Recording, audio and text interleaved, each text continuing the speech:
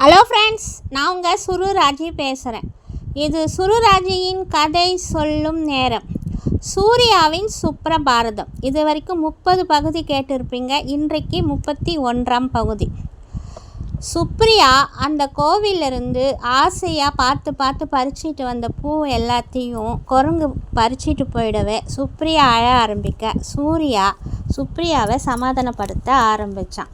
ஆனால் சுப்ரியா விடலை. அந்த குரங்கு கையில் தான் எல்லா பூவும் இருக்குது. நீ என்ன பண்ணுவியோ எது பண்ணுவியோ சூர்யா, எப்படியாவது நீ அந்த குரங்கு கிட்ட போய் அந்த கையில் இருக்கிற பூவெல்லாம் வாங்கிட்டு வா அப்படின்னு சொன்னதும் சூர்யா உடனே, என்ன விளையாடுறியா, அவ்வளோ லேஸில் அந்த குரங்குக்கிட்டேருந்து என்னால் பூவெல்லாம் வாங்கிட்டு வர முடியுமா? அதுக்கு நானும் பாட புஸ்தகத்தில் வர்ற மாதிரி குரங்கா மாறினா தான் முடியும் அப்படின்னு சொல்லிட்டு சிரிக்க ஆரம்பித்தான். ஆனால் சுப்ரியா அழ ஆரம்பிக்க, சரி அழாத சுப்ரியா, திரும்பவும் கோவிலுக்கு போய் பூக்களை எல்லாம் பறிச்சுக்கிட்டு வர முடியாது. இப்போவே நம்ம ரொம்ப தூரம் வந்துட்டோம். நான் வேணும்னா நாளைக்கு அந்த சைடு போகிற கைடு யார்கிட்டையாவது சொல்லி இந்த பூக்களை எல்லாம் பறிச்சுக்கிட்டு வர சொல்கிறேன் என்று அவளை எவ்வளவோ சமாதானப்படுத்த முயன்றான்.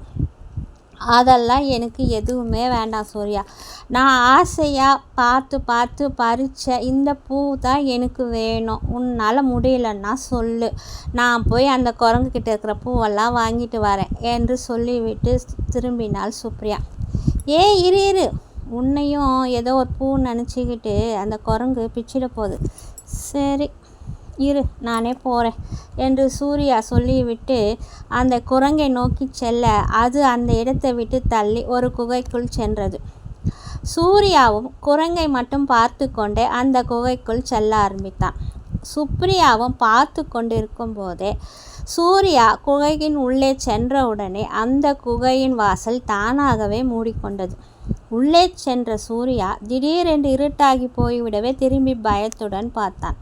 வந்த வழி மறைந்து போவதை பார்த்தவுடன் பயத்தால் அவன் மேலும் சுப்ரியா என்று அலற ஆரம்பிக்க, வெளியே இருந்த சுப்ரியாவும் குகையின் வாசல் தானாக மூடிக்கொண்டதை பார்த்ததும் பயந்து போய் சூர்யா என்று அலற ஆரம்பித்தாள். சூர்யா, பயப்படாதீங்க, என்னன்னே தெரில, குகையோட பாதை திடீர்னு தானாகவே மூடி விட்டது, நான் போய் உதவிக்கு யாராவது அழைச்சிக்கிட்டு வரேன் அப்படின்னு குரல் கொடுத்தான். சுப்ரியா, இங்கே ஒரே இருட்டாக இருக்குது, என் கண்ணுக்கு எதுவுமே தெரியல, ஏதோ ஒரு மிருகத்தோட சத்தம் வேற எனக்கு கேட்குது என்று சூர்யா சொல்லி கொண்டிருக்கும் போதே அவன் மீது ஏதோ ஒன்று பாய அவன் மேலும் பயந்து போய் சுப்ரியா என்று அலறினான். வெளியே அழுது கொண்டிருந்த சுப்ரியாவுக்கும் குகையின் உள்ளே சூர்யாவுக்கு ஏதோ ஒரு விபரீதம் நடந்து விட்டது என்று தெரிந்து கொள்ள சூர்யா என்று குரல் கொடுக்க, உள்ளே இருந்து சூர்யாவிடமிருந்து எந்த சத்தமும் வராமல் போகவே அவள் மிகவும் பயந்து போய் உதவிக்கு யாராவது அழைத்து வர வேகமாக ஓடினாள். கொஞ்சம் தொலைவு வரைக்கும் அவளோட கண்ணுக்கு அங்கே யாருமே தென்படலை. யாராவது இருக்கீங்களா, அலோ என்று சத்தம் போட்டுக்கொண்டே சுப்ரியா மிக வேகமாக ஓடினாள். கொஞ்சம் தொலைவில் ஒரு காட்டுவாசிகளோட கூட்டம் தென்பட பயப்படாமல் அவங்க எதிரிலேயே போய் சுப்ரியா அங்கே இருந்தவங்க முன்னாடி நின்று, என்னோட கணவர் ஆபத்தில் மாட்டிக்கிட்டார், நீங்கள் யாராவது வாங்க என்று அழுகை குறையில் வார்த்தைகள் வராமல் திக்கி திணறிதான் பேசினாள். முதல்ல அங்கிருந்த காட்டுவாசிகள் அந்த பொண்ணை கண்டவுடன் இன்று நமக்கு நல்ல வேட்டை என்று நினைத்தார்கள். சுப்ரியாவின் அழுகையும் பயந்த குரலில் அவள் பேசியதும் கேட்ட ஒரு சிலர் அவள் மீது பரிதாபப்பட்டார்கள். அங்கே இருந்த பெண்கள் அவளை பார்த்து சமாதானப்படுத்தி என்ன ஏது என்று அவளிடம் மெதுவாக விசாரிக்க ஆரம்பித்தார்கள். இவள் பேசியது அவர்களுக்கும் அவர்கள் பேசுவது இவளுக்கும் சுத்தமாக புரியவே இல்லை. பிறகு சுப்ரியா மிகவும் அழுது கொண்டே தன்னுடைய கணவர் குகைக்குள் மாட்டியுள்ளார் என்றும் குகையின் வாசல் தானாகவே மூடிக்கொண்டது என்றும் அவர்களுக்கு சைகையிலே விளக்கம் கூறி அந்த இடத்தையும் அங்கே இருந்த ஒரு அடையாளத்தோடு அவள் குறிப்பிட்டு கூறினாள். அந்த கூட்டத்தில் இருந்த பெண்களில் ஒருத்தி, இவள் கணவனுக்கு தான் ஏதோ ஆபத்து ஏற்பட்டுள்ளது, இவள் சொல்லும் அந்த இடம் எனக்கு மிகவும் நன்றாக தெரியும், வாருங்கள் அந்த இடத்துக்கு போகலாம் என்று அவர்கள் பாஷையிலேயே பேசி சிலரை அழைத்து கொண்டு சுப்ரியாவுடன் அந்த இடத்தை நோக்கி சென்றார்கள். குகையின் பாதை மூடிக்கொண்டதால் சுப்ரியாவுக்கு எந்த பக்கத்தின் பாதை மூடிக்கொண்டது என்று சொல்ல தெரியாமல் திணறினாள். அவர்களிடம் இந்த இடம்தான், இந்த குகைக்குள் தான் தன் கணவர் மாட்டிக்கொண்டு உள்ளார் என்று கூறி மறுபடியும் அழ ஆரம்பித்தாள். அவர்களுக்குள்ளே அவர்கள் பேசிக்கொண்டதில் இந்த குகைக்குள் நிச்சயம் ஒரு மிருகம்தான் வசித்து வருகின்றது. ஆனால் அது எந்த மிருகம் என்று தெரியவில்லை. இந்நேரம் அந்த மிருகம் அவனை அடித்து கொன்று சாப்பிட்டிருக்கும். நாம் போய் குகையை திறந்தால் நம் மீது பாய்ந்துவிடும். வேணாம், நாம் திரும்பி சென்று விடலாம் என்று பேசிக்கொண்டே சுப்ரியாவிடம் சைகையிலே, குகையை திறக்க முடியாது, உன்னுடைய கணவர் உயிருடன் இருக்க வாய்ப்பு இல்லை, நீ உடனடியாக கிளம்பி உன்னுடைய ஊருக்கு சென்று விடு என்று அவளிடம் சைகையிலே விளக்கமாக கூற ஆரம்பித்தார்கள். அவர்கள் சைகையில் கூறியதை புரிந்து கொண்ட சுப்ரியாவும், இல்லை, நான் இங்கிருந்து இந்த இடத்தை விட்டு நான் போக மாட்டேன் என்று கூறி தலையை வேகமாக ஆட்டியவள் கதறி அழுதாள். அவருக்கு நிச்சயம் எதுவும் ஆகியிருக்காது, எனக்கு நம்பிக்கை இருக்குது. இங்கே இருக்கிற கோவிலுக்கு தான் நாங்கள் சாமி கும்பிட வந்தோம். அந்த கடவுள் நிச்சயம் என்னை கைவிட மாட்டார். குகையை திறக்க உதவி செய்யுங்க. நான் இந்த இடத்த விட்டு அவர் இல்லாமல் போக மாட்டேன். குகைக்குள்ளே போய் அவர் என்ன ஆனார் ஏதாருன்னு தெரிஞ்சிக்காம இந்த இடத்த விட்டு நான் அசையவும் மாட்டேன் என்று சைகையிலே அவர்களுக்கு புரியும்படி கூறிவிட்டு அவர்களின் முன் மண்டியிட்டு மடிப்பிச்சை கேட்க ஆரம்பித்தாள் சுப்ரியா. மறுபடியும் சுப்ரியாவுக்கு ஆதரவாக பேசிய அந்த பெண்ணே, இவள் கூறுவதும் உண்மைதான். நிச்சயம் அந்த கோவிலில் இருக்கும் தேவியின் அருள் இவளுக்கு பரிபூர்ணமாகத்தான் இருக்க வேண்டும். அதனால்தான் நாம் இவள் மீது நம்முடைய ஆயுதத்தை காட்டு கொள்ளாமல் இவளின் மீது நாம் பரிதாபப்பட்டு இங்கு வந்திருக்கிறோம். ஒருவேளை இவள் கூறுவது போல அந்த குகைக்குள் விலங்கு எதுவும் இல்லாமல் இவள் கணவன் உயிருடன் இருக்க வாய்ப்பு உண்டு. வாருங்கள், எதற்கு முயற்சி செய்து பார்க்கலாம். உள்ளே சென்று இவளுடைய கணவன் நிலைமை என்ன என்று தெரிந்த பிறகு இந்த பெண்ணிடம் நாம் பேசுவதில் ஒரு அர்த்தம் இருக்கும் என்றும் அந்த பெண் கூறினாள். அந்த பெண்ணின் மீது தங்களின் குலதெய்வம் அடிக்கடி வருவதால் அவள் கூறுவதை தெய்வ வாக்காக எடுத்துக்கொண்டு குகையை சுற்றுமுற்றும் பார்த்து ஒரு இடத்தில் உள்ளே செல்வதற்கு வழி இருப்பதை அறிந்து அந்த இடத்தில் உள்ள பாறையை பலம் கொண்டு அனைவரும் சேர்த்து தள்ளிவிட்டு தங்களின் ஆயுதங்களோடு அந்த குகையின் உள்ளே சென்றார்கள். சிலர் வெளியே இருந்த பெண்கள் அழுது கொண்டிருந்த சுப்ரியாவை சமாதானப்படுத்தினார்கள். சிறிது நேரத்துக்கு பிறகு காலில் அடிபட்டு மயக்கமான நிலையில் இருந்த சூர்யாவை தூக்கி கொண்டு வெளியே வந்தார்கள். அவன் இன்னும் மயக்க நிலையிலே தான் இருந்தான்.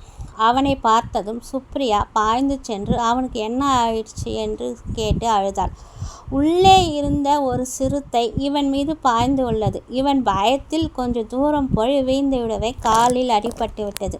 சிறுத்தையும் இருட்டில் வேகமாக இவன் மீது பாய்ந்ததால் குகையின் சுவற்றில் சென்று அதுவும் முட்டி கொண்டதில் அடிபட்டு கீழே விழுந்து விட்டது. அதனால்தான் அடிப்பட்ட உடலோடு அந்த சிறுத்தை உன் கணவனின் உடலில் அருகில் கூட அதனால் செல்ல முடியவில்லை. இன்னும் நம்ம கொஞ்ச நேரம் கழித்து சென்று பார்த்துருந்தோம்னா அந்த சிறுத்தை எழுந்து உன் கணவனை கொண்டு சாப்பிட்டுருக்கோம். நாங்கள் செல்லும் போது தான் அது எழுந்து கொள்ள ஆரம்பித்தது. அதுக்குள் நாங்கள் எங்கள் அம்பினால் அந்த சிறுத்தையை கொன்றுவிட்டோம் என்று சைகை பாஷையிலே கூறி குகையின் உள்ளே இருந்த அந்த சிறுத்தையை வெளியே எடுத்து போட்டார்கள். மிக பெரிதாக இருந்த அந்த சிறுத்தையை பார்த்ததும் சுப்ரியா பயத்தில் மிகவும் பயந்தே போனாள். பிறகு சூர்யாவின் மீது தண்ணீர் தெளித்து எழுப்ப அவனும் மயக்கம் தெளிந்து எழுந்தவுடனே சுப்ரியா என்று அலறினான். சூர்யா, சூர்யா, நான் உங்கள் பக்கத்தில் தான் இருக்கேன், உங்களுக்கு ஒன்றும் ஆகலை, நீங்கள் நல்லா தான் இருக்கீங்க என்று அவனை அரவணைத்து கொண்டாள் சுப்ரியா. அவளை பார்த்தவன் பிறகு அங்கிருந்த காட்டுவாசிகளை பார்த்ததும் மிகவும் பயந்து போனான். இவர்கள் என்று பயத்துடன் கேட்க, நான் தான் இவங்களை இங்கே அழைச்சிக்கிட்டு வந்தேன். இவங்க தான் அந்த குகைக்குள் இருந்த சிறுத்தையை கொன்று உங்களோட உயிரை காப்பாற்றினாங்க என்று அந்த சிறுத்தையை சுப்ரியா கை காட்டினாள். குகைக்குள் தன்மீது பாய்ந்து வந்தது இவ்வளோ பெரிய சிறுத்தையா என்று அதிர்ச்சி அடைந்தான் சூர்யா. அதன் பின்னர் அடிபட்ட காலோடு அவனால் வேகமாகவும் நடக்க முடியல, மெதுவாகவும் நடக்க முடியல.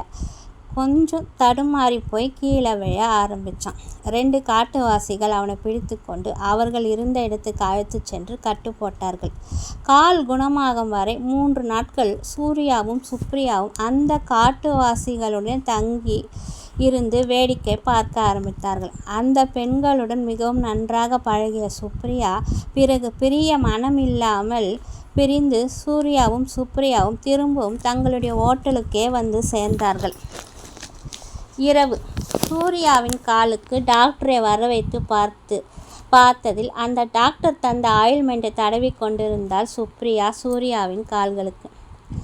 நல்ல வேலை சுப்ரியா, என் மேலே இருக்கிற கோபத்தில் நீ எங்கே என்னை அப்படியே அந்த குகைக்குள்ளேயே விட்டு போயிடுவியோ நான் ரொம்பவும் பயந்தே போனேன் என்றான் சூர்யா. அந்த அளவுக்கு நான் ஒன்றும் உங்களை மாதிரி சுயநலம் பிடிச்சவே இல்லை. யார் எப்படி போனால் எனக்கென்ன என்று இருப்பதற்கு என்று கூறினாள் சுப்ரியா. ஏய், நான் எப்போ சுயநலவாதியாக இருந்திருக்கிறேன்? நீ ஏன் இப்படியெல்லாம் என்கிட்ட பேசுகிற என்று கேட்டான் சூர்யா. ஆமாம், என் மேலே உள்ள கோபத்தினால்தானே என்னை என் அம்மா வீட்டுக்கு கூட நீங்கள் அனுப்பலை. இதனால் என் மனசு கஷ்டப்பட வேண்டும் என்று எண்ணம் தானே உங்களுக்கு என்று கேட்டாள் சுப்ரியா. ஓ, நீ அதை தான் என் சுயநலத்துக்காக செஞ்சேன்னு சொல்கிறியா? இங்கே பார் சுப்ரியா, எனக்கு உன் மீதும் உன் குடும்பத்தில் உள்ளவர்கள் மீதும் எந்த ஒரு கோபமும் வருத்தமும் இல்லை. உன் அக்கா செய்த தவறுக்கு உன்னை புரிந்து கொள்ளாமல் உனக்கு தண்டனையை தந்தார்கள் இத்தனை வருடங்களாக உன் பெற்றோர்கள். அவர்கள் செய்த தவறுக்காக என்ன மாதிரியான ஒருத்தனை திருமணம் செய்து கொண்டு என்னுடன் வாழவும் பிடிக்காமல் உன் பெற்றோர்களை கஷ்டப்படுத்த நினைக்கிறார் நீ. அதனால தான் உங்களை கொஞ்ச நாளைக்கு பிரித்து வச்சு தவற உணர வைக்கலாம் என்ற முடிவில் தான் நான் அப்படி செஞ்சேன்னு தவிர வேறு எந்த காரணமும் எனக்கு இல்லை என்று கூறினான் சூர்யா. இருவரும் ஒருவருக்கொருவர் மனம் விட்டு பேச ஆரம்பித்தார்கள். ஓகே ஃப்ரெண்ட்ஸ், இத்துடன் என்னுடைய இந்த 31ஆம் பகுதி முடிவடைந்தது. மீண்டும் உங்களை அடுத்த பகுதியில் சந்திக்கும் வரை உங்களிடம் விடைபெறுவது உங்கள் சுருராஜ். இது சுருராஜின் கதை சொல்லும் நேரம். பாய்.